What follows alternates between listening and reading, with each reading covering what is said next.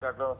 Y ya saludamos al doctor Guillermo Sequera. ¿Cómo te va, doctor? Un gusto poder conversar contigo acerca de esta situación epidemiológica en nuestro país. Muy preocupante. Ayer te escuchábamos a través de Radio Monumental decir que este virus llegó para quedarse. Por lo tanto, vamos a tener que seguir con este modo COVID de vida, doctor. Sí, ¿qué tal? ¿Cómo están? Buen día. Sí, así es. Es un poco las conclusiones que se están sacando, no solamente nuestras, sino a nivel global, ¿verdad? Sí. Pues tenemos que adaptarnos a este nuevo virus, un virus que va a ser un virus que va a cohabitar con todos los virus que solemos tener durante todo el año, principalmente en el invierno. Y bueno, esperemos que las olas que vaya generando en el futuro no inmediato no sean las mismas que la primera. Generalmente la primera suele ser muy intensa y luego se va como acomodando dentro de los virus que habitualmente nos afectan, ¿verdad? Claro, ahora, doctor, pasaron 6 meses exactamente desde el primer caso de COVID-19 en el país. Vemos que desde agosto hubo un aumento considerable de los casos. Con ese ritmo de agosto, seguimos ahora septiembre. ¿Y hasta cuándo podríamos seguir, doctor, de acuerdo a los estudios que van realizando ustedes? Y ahora que tenemos más datos, más antecedentes, ¿verdad? No solamente internacionales, sino también propios, podemos tener un poco más precisión, ¿verdad? De lo que va ocurriendo. Y es comparativamente a lo que ocurre con los otros países, generalmente esta fase de ascenso pronunciado que estamos teniendo, dura más o menos 6 semanas, ¿no? Sí les puedo decir de que el ritmo de contagio en nuestro país es, dentro de todo, es aceptable, ¿verdad? Si comparamos con países para los cuales fue muy catastrófico, como Perú, como Chile, Bolivia, ¿verdad? O el mismo Brasil, el ritmo de duplicación de casos llegó en algún momento a ser menos de 7 días, ¿verdad? Cada 3, cada 4, cada 5 días se duplicaba el número de casos que tenían. Nosotros llevamos un ritmo ya hace más de un mes y medio de duplicación del número de casos alrededor de 15 días. Más o menos 2 semanas nos toma ahora. Es muchísimo comparado con lo que teníamos en abril, en mayo, que duplicábamos cada 40, cada 60 días, hoy cada 15 días, Pero pero sigue está siendo bastante aceptable. estable eso. Eso sigue siendo Y aceptable. bueno, lo ideal sería, o sea, sí, lo ideal sería que lo tengamos, ¿verdad? Pero entendiendo un poco la dinámica del virus y que ya está circulando en nuestro país, es un ritmo que muestra que realmente la gente dentro de todo está haciendo su parte, ¿verdad? Acá hay un discurso como que de agotamiento total, pero que más de un mes y medio el ritmo de duplicación sea 15 días, habla de que hay un compromiso de la gente se está cuidando, por lo menos la gran mayoría usa tapaboca, por lo menos la gran mayoría se sigue lavando las manos, tomando distancia, y eso ayuda muchísimo a frenar, ¿verdad? Si Claro, y seguimos hay con un ritmo de control duplicación social de también, dos doctor. semanas, digamos que es aceptable, ¿sí? Pero Hay control social también, digo, entonces eso ayuda mucho. Control social, el hecho de señalarle al otro que no se está cuidando si es que actúa de esa manera. Por ejemplo, hoy prácticamente no podemos aceptar que una persona se nos acerque y que esté sin el tapabocas. En ese sentido digo lo del control social. sí, sí, sí, totalmente, totalmente. Hoy salimos sin el tapabocas, hay muchos, parece que nos sentimos desnudos prácticamente. Sí, Pero sí, es parte un poco de esta adaptación, ¿verdad? Probablemente vamos a estar gran parte, vamos a pasar nuestras fiestas de esta manera, pero ojalá ya para finales de diciembre, enero, los números prácticamente, va a seguir habiendo COVID, pero que los números sean dentro de todo más bajos. correcto. Ahora mismo la cantidad de casos que vamos teniendo diariamente, el aumento, doctor, ¿eso se debe a la carga viral muy alta? ¿Podrías explicarnos nuevamente en qué consiste esa carga viral alta? Eh, no entiendo bien tu pregunta. ¿Cómo? La carga viral está muy alta, sobre todo en Asunción y en el departamento central, es lo que ustedes suelen explicarnos los médicos. Si podrías hablarnos nuevamente de ese aspecto. Hay muchos casos en la comunidad y eso hace de que la carga viral de la población sea más alta, ¿verdad? En la población hay mucho virus, ¿no? Entonces podemos hacer la metáfora de que hay una carga viral alta poblacional. No son islotes nada más de personas o grupos o en un cuartel o en una institución nada más donde ocurren los contagios. Los contagios están ocurriendo, prácticamente es muy difícil diferenciar si uno se contagió en el trabajo o en la calle o en la casa, ¿verdad? Porque prácticamente en los tres entornos la circulación del virus es muy alta, ¿sí? A eso es lo que vulgarmente llamamos Sí. cara viral, ¿verdad? Correcto, poblacional. correcto. Y esa es la situación ahora. Bien, doctor, correcto. Ahora, en cuanto a la cantidad de fallecidos, preocupa mucho dos aspectos del informe que conocemos cada día, doctor. Primero, que hay un aumento de pacientes en terapia intensiva y sabemos lo que eso significa en términos de tiempo, porque en promedio durante 3 semanas puede estar en terapia un paciente. Y luego la cantidad de gente que también está falleciendo a causa del virus, doctor. Sí, sí, totalmente. Eh, Bueno, recordarán que bueno, este año nosotros iniciamos el año con dengue y teníamos 230 camas de terapia más o menos para adultos en el sistema público. Hoy tenemos más del doble, ¿verdad? Hablamos más de 500 camas. Va a seguir aumentando, pero no creo que sea mucho más, un 10%, un 20 más por ciento más, pero no va a ser el doble, ¿verdad? Eh, Aún así, nosotros tenemos 100, 108 o 109 pacientes internados en camas de terapia que son COVID. O sea, pero hay 300 camas que están siendo ocupadas por un montón de otras patologías. Es importante recordar que antes veníamos con 200 y pico de camas y siempre estábamos 100% por todas las otras patologías comunes, de los accidentes de tránsito, de todos los problemas de salud que aquejan a la población. Y la saturación era del 100%. Hoy con la duplicación, más de 500 camas de terapia, estamos al 95% de saturación. 100, o sea, de las 500, 110 más o menos son COVID. Nos sobran unas casi 400 camas que están siendo ocupadas por otras patologías. Imagínense, nunca antes tenían acceso. Entonces también, a pesar de que estamos en diferentes fases, a pesar de que la economía no se está moviendo, la gente sigue habiendo accidentes de tránsito, sigue habiendo otras patologías, sigue habiendo infartos, sigue habiendo ACV. Y esto, el sistema de salud hoy está dando respuesta. Y en ese Entonces, la sentido, saturación de camas no solamente se da por un exceso de una enfermedad nueva, como COVID, sino como cubriendo esa necesidad histórica, ¿verdad? Que hoy está recibiendo algún tipo de respuesta. claro, y de hecho no hay excusa para no dar esa respuesta ahora, considerando los recursos destinados también para el fortalecimiento de los servicios de salud, doctor. Ahora, con relación a los respiradores, porque ayer nos hacían bien la diferencia, también lo hacía el viceministro de Salud, la cantidad de unidades de terapia intensiva y por otro lado respiradores, unos 200 respiradores que distribuyeron en diferentes servicios de salud. ¿En qué porcentaje, digamos, se están utilizando estos respiradores, doctor, si tiene el dato? Yo no tengo esos datos, eso mejor que lo maneje lo tengo más o menos aproximado ahora, pero me puedo equivocar. Eso lo lleva más la dirección, el Viceministerio de Servicios de Salud. Sí. Yo prácticamente las camas las toco de oído y las reuniones que estamos, pero no es mi área. Pero se están utilizando también en los servicios de salud estos respiradores, Sí, fundamental. sí, sí, sí, sí. Sí, no, totalmente. O sea, una cama de terapia intensiva sin la capacidad de tener un respirador no debería llamarse cama de terapia intensiva, ¿verdad? Podría ser intermedia, algo así. Pero la cama de terapia intensiva sí o sí requiere de algún tipo de ventilación mecánica disponible en caso de necesidad. Ahora, doctor, otro aspecto que estamos observando es que gente que no tiene precisamente una enfermedad de base también la está pasando muy mal, porque antes hablaban ustedes exclusivamente de aquellos pacientes con enfermedad de base. Sin embargo, ahora cualquier persona, dependiendo de su propio organismo, está con complicaciones severas, doctor. Así es, bueno, el COVID, así como el dengue también y como un montón de otras enfermedades, siempre el que tiene alguna comorbilidad tiene la mayor probabilidad, el mayor riesgo de que vaya, tenga complicaciones, que vaya mal en la enfermedad. Eso no quiere decir que todos los que tienen diabetes prácticamente ya tienen un pronóstico ominoso. No, de los casi 20.000 casos que tenemos, prácticamente 2.000 eran diabéticos y es cierto, hay muchos fallecidos que son diabéticos, pero hay muchísimos que se han recuperado, ¿verdad? Entonces, el factor de riesgo es algo que predispone a que sea complicado, que vaya mal, más si uno no se está cuidando bien dentro de su enfermedad.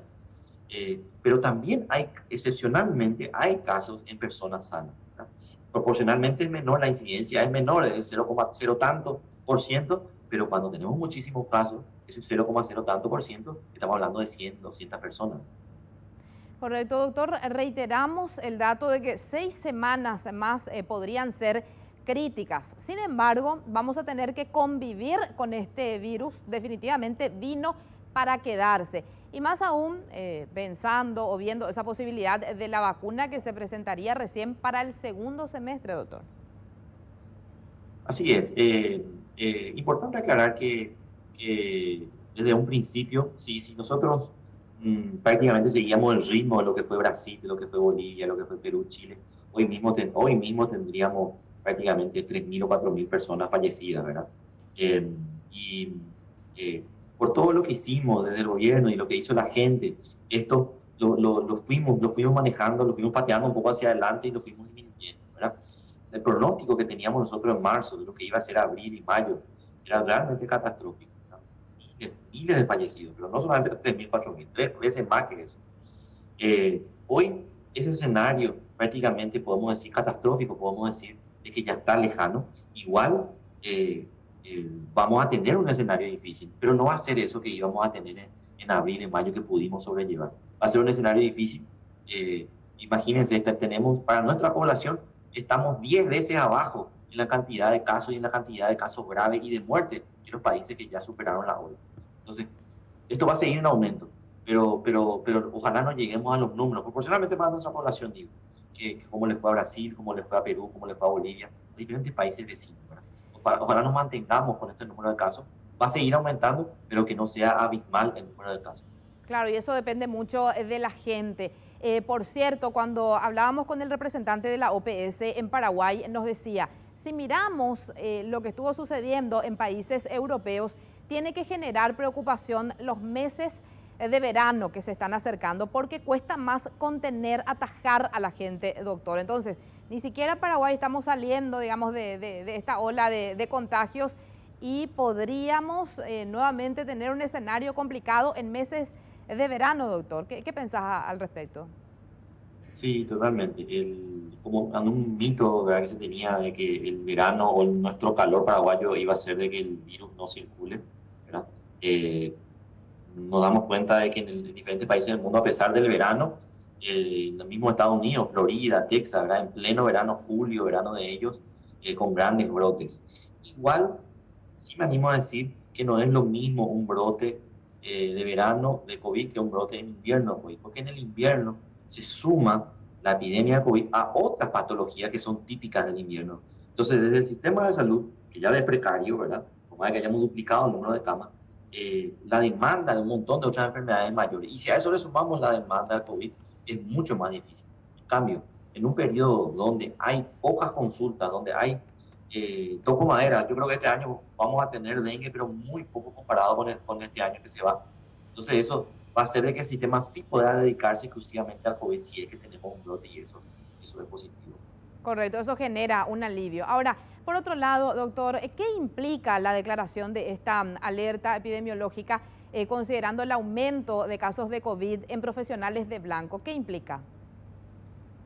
Bueno, va un poco de la mano. La Organización Panamericana de la Salud también había sacado la semana pasada una alerta en las regiones. Hay una preocupación en diversos países por el personal de blanco que está siendo contagiado, ¿verdad? Y en los países donde hay circulación comunitaria, el personal de blanco no es tanto de que se contagie ya en el trabajo, atendiendo a un paciente, porque prácticamente está protegido, sino en la comunidad. En muchos de los países, cuando el personal de blanco se está contagiando, habla un poco de que en realidad en la comunidad está circulando de manera importante. Entonces, no es tanto acusar a los hospitales de un descuido, o a los médicos, o a los personal de blanco en general de un descuido, sino es como un centinela, una señal de que en la comunidad el médico también está en su casa, ¿verdad? Está sin tapabocas en su casa, ¿verdad? Tiene una vida social, entonces también se puede contagiar en esos entornos. Entonces, es un poco una señal de que, por un lado, también proteger a todo el personal del blanco, pero por otro lado también entender, interpretar la lectura de que cuando en el hospital la gente se está enfermando es porque también está dentro de una comunidad que está enferma, ¿verdad? Esa es un poco la señal y una preocupación nuestra. Tenemos alrededor del 7% de todos los casos son personal de blanco, entre enfermería y médicos en general. Después también hay bioquímicos, hay camilleros, hay de todo, ¿verdad? Contagiados, pero un 7% de esos 20.000, 22.000 casos son ya personal de blanco. Estamos hablando de mucha gente. En el resto de los países latinoamericanos la media es alrededor del 12%. O sea, en general es alto, ¿no? Pero bueno, nosotros deberemos proteger y ojalá esto vaya disminuyendo. Seguro. Por favor, para la población joven también, porque fijándonos en los datos que diariamente comparten, seguimos viendo la afectación de la población joven, que precisamente es la que se convierte como en un puente para llegar a esas personas que están en situación de más vulnerabilidad, doctor. Sí, los que más se contagian, si se fijan en la página del ministerio, y no solamente nuestra, en todo el mundo, fíjense que el grupo de edad que más se contagia del virus es lo que van de 15 años hasta 40 años. Sí. Ahí está prácticamente el 95% de los casos, o 90% de los casos. Los grupos de edades jóvenes es la edad en la vida donde uno más se interrelaciona. De uno al salir durante un día puede haber estado en contacto con 100 personas. Uno cuando tiene más edad, quizás ya el nivel de contacto con otra persona es muy bajo en el día a día. Cuando uno es muy pequeño también, ¿verdad? Entonces, es por ese riesgo social más y conductual de ese grupo etario en el que uno está más expuesto a tener el virus. Y encima de que el virus lo que hace es que la persona no, cuando es joven, muy poco presenten síntomas o presentan síntomas muy leves. Entonces minimizamos eso. Y las personas jóvenes que viven con adultos mayores o que viven con una persona con alguna vulnerabilidad en la casa, con HIV, que está superando un cáncer, este tipo de cosas, hace de que estas personas que se están cuidando tanto sean contagiadas por el joven de la casa, ¿verdad? Claro. En ese sentido, los jóvenes deben de tomar, de asumir un poco esta responsabilidad. No estoy diciendo que se queden encerrados, ¿verdad? Pero si se van a juntar, sepan juntarse, ¿verdad? Que sea siempre al aire libre, que sea siempre con algún tapaboca, tomando distancia, con el lavado de manos, todas estas cosas reducen el contagio. Estamos viendo también que los servicios de salud, es el caso del Hospital Pediátrico Niños de Acostañú, está recibiendo a niños con esta enfermedad. Ayer nada más nos decía el doctor Alfieri, 2 niños en terapia intensiva. Está sucediendo también, porque en una primera etapa de esta pandemia, yo recuerdo, doctor, ustedes nos decían, prácticamente es muy baja la posibilidad de que los niños presenten síntomas que puedan llevar a complicaciones. Sin embargo, está sucediendo y se habla de un síndrome también que está vinculado a COVID-19. Síndrome de Kawasaki, ¿puede ser, doctor? Sí, es parecido al Kawasaki, es un inflamatorio multisistémico asociado a COVID. Eh, es parecido a Kawasaki Light, que llaman algunos, ¿verdad? Pero no es el síndrome de Kawasaki clásico. Sí, pero es excepcional eso, ¿verdad?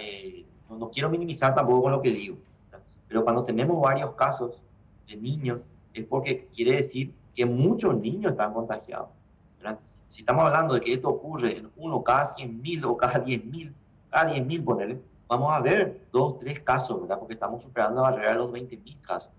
Entonces, probablemente parece excepcional en términos estadísticos los casos graves o la mortalidad en niños, pero nos habla de que realmente la dimensión en los casos, hay muchos casos pediátricos que prácticamente ni se enteran los niños que tienen, y excepcionalmente uno de cada 5.000 o cada 10.000 niños tiene un caso grave y presenta el síndrome.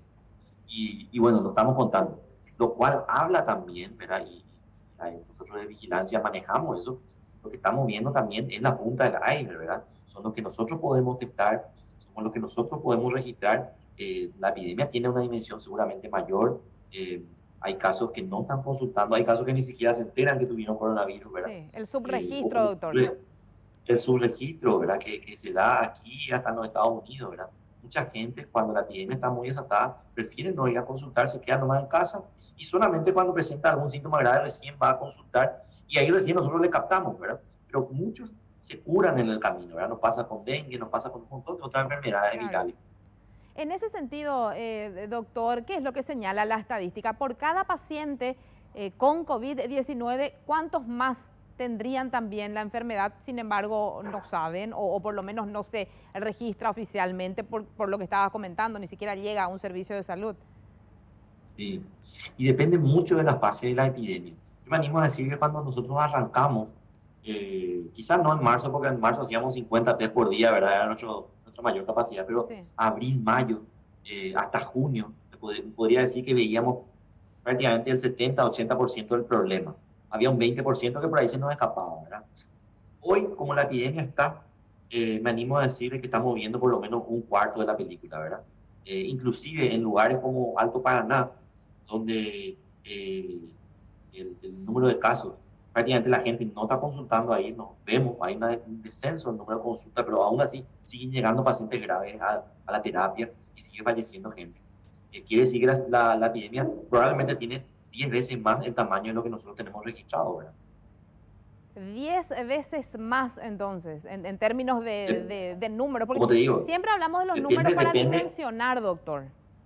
Esto lo que te estoy diciendo no es útil para siempre. Depende mucho del momento de la epidemia, ¿verdad? Te dije cuánto teníamos, probablemente veíamos el 80%, había un 20, un cuarto que no veíamos. Y hoy en general a nivel país probablemente al revés. Vemos un cuarto Sí. no va a haber problema a nivel país. Pero hay territorios como Alto Paraná donde puede ser que tenga 10 veces más la dimensión del problema. Y lo mismo sucede en el caso de Asunción y Departamento Central, que siguen siendo, digamos, los departamentos Así más es, complicados. Departamento así Central, es. Alto Paraná y Capital. Así es. La diferencia está que Alto Paraná y Capital tienen una capacidad de testeo mucho mayor. La gente tiene más donde irse a hacerse el test, ¿verdad? Dónde ir a consultar. En Alto Paraná está muy centralizado eso en los hospitales dedicados a esto y nuestra capacidad de testeo ahí está bastante baja. Entonces, eso hace, nosotros sabemos que ahí es mucho más limitado el espectro de lo que estamos viendo. Ujú. Ahora, con relación a los test también, porque también nos decía el representante de la OPS ayer, por cada caso positivo, lo ideal es llegar a 30 estudios más. Como máximo, decía, entre 10 a 30. Lo que habla también de la necesidad de aumentar considerablemente las muestras, doctor. Sí, totalmente. Nosotros estamos probablemente haciendo entre 5 y menos de 10 muestras Por caso. por caso, ¿verdad? Y sí, nuestra capacidad debería ir aumentando de la mano que aumenta la epidemia. En algún momento éramos uno de los países que más hacíamos muestras, decíamos más que Uruguay, eso fue hace un mes y medio más o menos, pero luego cuando la epidemia fue aumentando por cada caso positivo, nuestra capacidad se mantuvo estable en 3.000, ¿verdad? Nos cuesta muchísimo, yo creo que la próxima semana eso va a aumentar, pero no se va a triplicar, no vamos a llegar a 10.000 muestras por día, No pero sí tenemos podemos llegar a capacidad como 5.000. para llegar a esa cifra, doctor. No, claro, entonces tenemos que acomodar un poco a las estrategias, Correcto, nuestra doctor. capacidad. Muy bien, te agradecemos muchísimo tu tiempo, doctor Sequera.